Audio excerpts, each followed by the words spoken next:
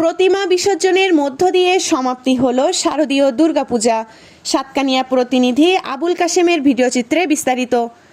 হিন্দু ধর্মাবলম্বীদের বড় উৎসব শারদীয় দুর্গাপূজা বৃহস্পতিবার বিজয়া দশমীতে প্রতিমা বিসর্জনের মধ্য দিয়ে সমাপ্তি হলো শারদীয় দুর্গাপূজা। প্রতি বছরের মতো এবছর সাতকানিয়া উপজেলার 10 নং কেউচিয়া ইউনিয়নে 8টি পূজা মণ্ডপে জাঁকজমকভাবে পালিত হয়েছে দুর্গা উৎসব। দর্শনার্থী ও ভক্তবৃন্দের পদাচারণায় উৎসব মুখর ছিল পূজা মণ্ডপ।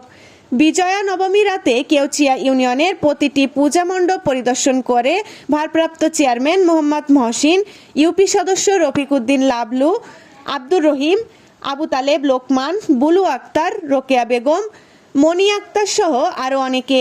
এ সময় কেউচিয়া ইউনিয়ন পরিষদের পক্ষ থেকে প্রতিটি মন্দিরের জন্য আর্থিক অনুদান প্রদান করা হয়। মোহাম্মদ মহসিন আরও বলেন, সাম্প্রদায়িক সম্প্রীতির বাংলাদেশে সুষ্ঠু সুশৃঙ্খলভাবে শারদীয় দুর্গা উৎসব পালিত হয়েছে। কোনো রকম বিশৃঙ্খলা এড়াতে নজরদারিতে ছিলাম এবং সার্বক্ষণিক থানা প্রশাসন, সেনাবাহিনী, বিজেপি সহ আইন শৃঙ্খলা বাহিনী মনিটরিংয়ে ছিলেন।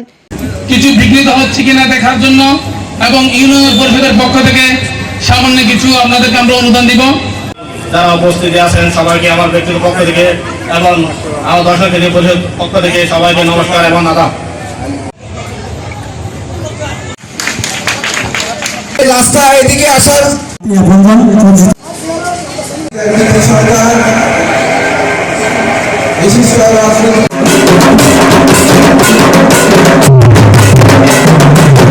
AB news desk report.